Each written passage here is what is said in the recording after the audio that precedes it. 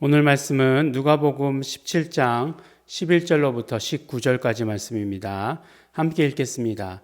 예수께서 예루살렘으로 가실 때에 사마리아와 갈릴리 사이로 지나가시다가 한 촌에 들어가시니 문둥병자 10명이 예수를 만나 멀리 서서 소리를 높여 가로되 예수 선생님이여 우리를 긍휼히 여기소서 하거늘 보시고 가라사대 가서 제사장들에게 너희 몸을 보이라 하셨더니 저희가 가다가 깨끗함을 받은지라. 그 중에 하나가 자기의 나은 것을 보고 큰 소리로 하나님께 영광을 돌리며 돌아와 예수의 발 아래 엎드려 살해하니 저는 사마리아인이라. 예수께서 대답하여 가라사대 10사람이 다 깨끗함을 받지 아니하였느냐? 그 9은 어디 있느냐? 이 이방인 외에는 하나님께 영광을 돌리러 온 자가 없느냐 하시고 그에게 이르시되 일어나 가라 내 믿음이 너를 구원하였느니라 하시더라. 아멘. 네, 이제 예수님께서 사마리아 땅을 통과하셔서 예루살렘으로 가십니다. 그러니까 갈릴리에서 사마리아까지 가시는 여정 가운데 있었던 그런 일입니다. 마지막 예루살렘으로 가시는 그 길이죠. 예루살렘에 왜 가시죠? 네, 그렇죠. 그곳에서 십자가를 지셔야 되니까 예루살렘으로 가십니다.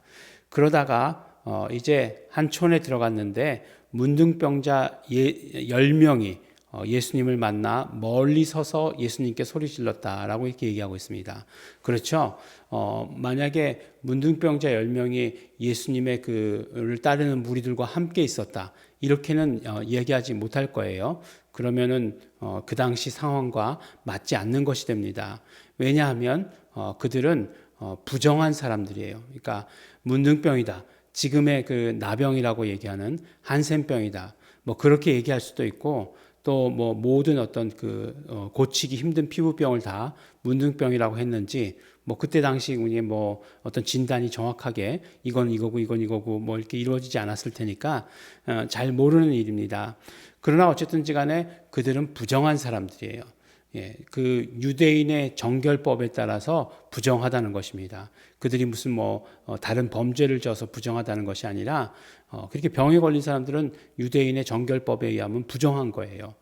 그렇기 때문에 격리됩니다. 그러니까 보통 사람들이 함께하는 곳에 있지 못해요. 그리고 종교 행사에 참여하지 못합니다. 그래서 이제 멀리서 아마 격리되어 있었을 것이고 그래서 예수님께 소리쳤을 것이다라고 이렇게 정황상 생각이 됩니다. 그러니까 멀리서 예수 선생님이여 라고 이렇게 막 불렀어요. 예수 선생님, 예수 선생님 이렇게 불렀습니다.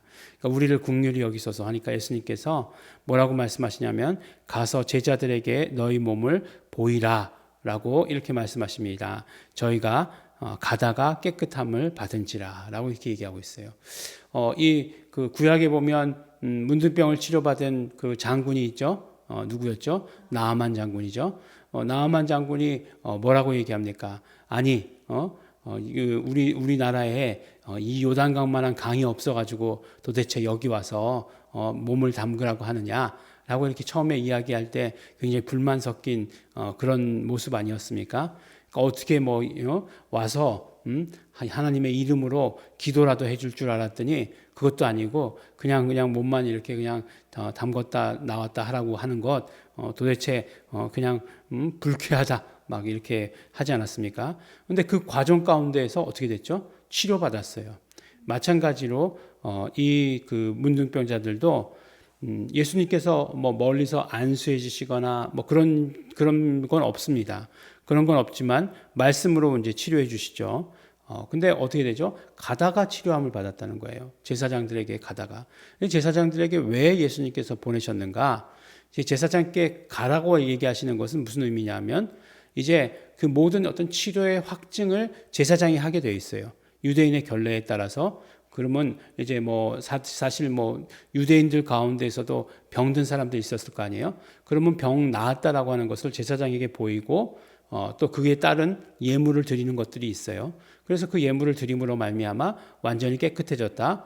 그럼 어떻게 되는 거예요? 그 이스라엘의 그 커뮤니티 안으로도 들어올 수 있는 거죠. 그런 모든 것들을 다 선포해 주는 게 누구라고요? 제사장이 선포해 주는 것입니다. 그래서 제사장에게 가라고 하는 것은 무엇이냐면 단순히 어떤 병의 치료뿐만 아니라 뭐 정치, 경제, 사회, 문화 속에서의 모든 권리가 다 회복되는 것을 의미하는 거예요. 그러니까 복권되는 거죠. 복권. 모든 권리가 다 회복되는 거죠. 그러니까 완전한 회복이다라고 이렇게 얘기할 수 있겠죠. 그렇지 않습니까? 우리가 그냥 단순히 그냥 그 뭐라고 얘기하죠? 뭐 이렇게 그 뭐 저기 들어가면 격리되면 모든 것이 다 모든 권리가 다 끊어지지 않습니까? 근데 그냥 병만 나왔다고 해서 회복이 아니라 이런 모든 권리도 다 회복되는 것이 회복의 절차다라고 이렇게 이야기할 수 있겠죠. 근데 어쨌든지 간에 분명한 것은 10사람이 다 치료받았다라고 하는 거예요. 근데 한 사람이 예수님께 돌아왔습니다. 이 사람은 어떻게 했느냐 보니까 한 사람이 자기가 나은 것을 보고서 하나님께 영광을 돌리며 하나님께 영광 돌렸다는 거예요. 그리고 예수의 발 아래 엎드려 사례했다, 감사했다라고 이렇게 얘기하는 거잖아요. 그러니까 한 사람만 그렇게 했어요. 근데 이 사람이 또 누구냐? 공교롭게도 사마리아인이에요. 사마리아인이 그렇게 했습니다. 그러니까 예수님께서 물어보시죠.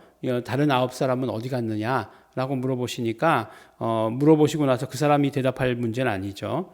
이 이방인 외에는 하나님께 영광을 돌리러 온 자가 없느냐라고 이렇게 얘기하십니다. 사실은 보면 사마리아인들이 이방인은 아니잖아요. 네. 사마리아인들이 같은 민족이었죠. 그러니까 그 처음에 남유다 북이스라엘로 갈리기 전에는 뭐 다 같은 민족이었죠. 근데 북이스라엘이 이제 먼저 멸망했죠. 아수르에 먼저 멸망했기 때문에 그 다음에 이제 이제 안타까웠던 것은 이제 그 피를 섞었다라고 얘기하는 혼혈을 이루게 된 거죠. 그래서 이제 뭐 사마리아의 개, 또 그뿐만 아니죠. 이제 성전에 회복했을 때, 성전을 재건하려고 했을 때 사마리아인들이 이제 방해했잖아요. 그래서 이제 유대인들과 사마리아인들은 민족적으로 아주 역사적으로 사이가 좋지 않았습니다. 그럼에도 불구하고 이방인은 아닌데 예수님께서 이 사람들을 이방인이라고까지 표현하신 거예요. 이방인이라고까지 얘기했습니다. 그만큼 유대인과 사마리아인들은 그렇게 사이가 좋지 않았던 거예요. 어쨌든지 간에 그것을 떠나서 뭐라고 말씀하시냐면 이제는 내 믿음이 너를 구원하였다라고 이렇게 얘기하세요. 누가복음의 이 표현이 아주 이 똑같은 표현이 여러 번 나오는 것을 보게 되죠. 혈루병 앓던 여인도 이렇게 말씀하셨고 또 마리아를 고쳐주시면서도 이렇게 말씀하셨고 이렇게 얘기하신 것을 아주 여러 번 우리가 볼 수 있습니다. 근데 결국 이게 무슨 말씀이죠? 우리가 예수님의 치료 가운데 함께 나눴던 말씀인데 이것이 예수님의 치료의 확증이죠. 네. 이것은 무엇을 이야기하는 것입니까? 곧 구원을 이야기하는 것이잖아요. 이것은 곧 무엇을 이야기하는 것입니까? 치료하신다는 것. 믿음이 치료하신다는 것은 예수님의 믿음이 결국 그 사람을 치료하는 거예요. 누구의 믿음도 아닌.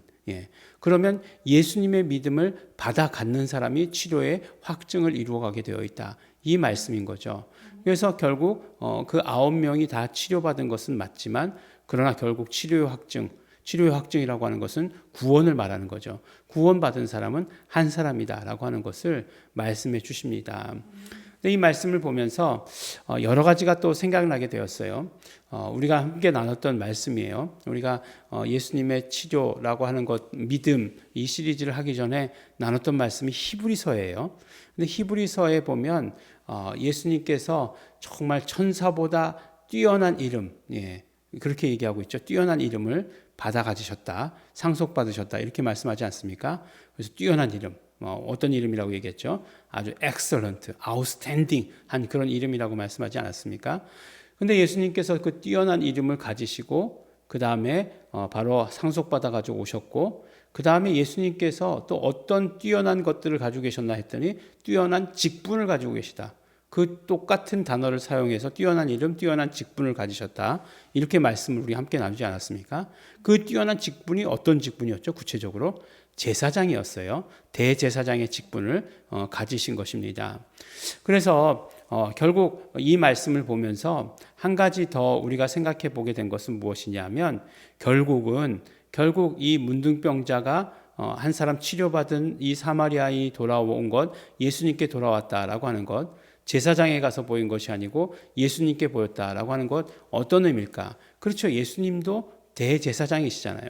예수님께 보이고 예수님께서 그것으로 치료의 모든 확증을 이루어 주셨다라고 하는 그런 부분들로 우리가 생각해 볼 수 있게 되는 거죠. 그래서 9명은 어디 갔느냐라고 이렇게 찾으셨는데 왜 찾으셨을까? 예수님께서 제사장에게 보내시면서 왜 당신에게 오지 않았다고 찾으셨을까? 네. 감사하러 오지 않았다고? 네. 물론 뭐 치료는 확증은 감사로 이루어지는 거죠. 치료의 마지막은 감사죠. 감사해야 되는 것, 그 절차 너무너무나 중요하지 않습니까? 정말로 모든 것들 다 드려서 감사해야 되는 거죠. 참 사람들이 이상한 게 정말 치료 낫기 위해서 의사에게 물질을 드리는 것에 대해서는 당연하다라고 생각하고, 다 낫고 나서 정말 하나님께서 치료해 주셨다라고 하는 것에 대해서 하나님께 물질 드리는 것에 대해서는 거부감을 갖는 것, 그게 오히려 더 이상한 것이죠.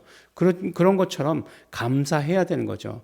근데 그것보다 그것을 더 넘어서 결국 예수 그리스도께로 돌아오는 것, 치료의 확증이다 라고 하는 것을 오늘 말씀을 통해서 또한 우리에게 보여주시는 것입니다. 마치 제사장에게 보이라 하셨던 것처럼, 그런데 결국 대제사장 되시는 분은 예수 그리스도시다 라고 하는 것을 이 문둥병자, 사마리아인 이 문둥병자는, 치료받은 이 사마리아인 문둥병자는, 이방인인 이 사마리아인 치료받은 이 문둥병자는 우리에게 말씀해 주고 계시는 것입니다.